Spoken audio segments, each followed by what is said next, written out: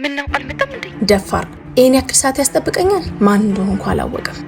ቆይ እስኪ አንድ ወጠጤ ልጅ እየመጣ ነው። ኔቢሱ ይሆናል። ሰላም፣ ይቅርታ አረፈድኩ መሰለኝ።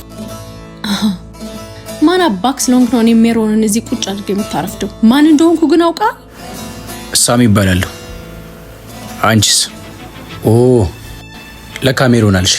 ሻይ ወይስ ቡና? ካንተ ጋራ ቁጭ ብዬ ቡና የማንቀራረበት ሰዓት የለኝም። ለምን እንደመጣው ታውቃለህ? ዝም ብላ አትቀባጥር። አሁን ፋይሉን ስጠኝ። እየጠጣን ብንጫወት ብዬ ነው። እዛው ሰፈር ልጆች ጋር ሂድና አቃቃ። እንደሰማሁት ነሽ። በጣም ግልፍተኛና ትዕቢተኛ ነሽ። ምን አልክ አንተ ቆሻሻ? አንቺ ዝም በይ፣ አፍሽን አትክፈቺ።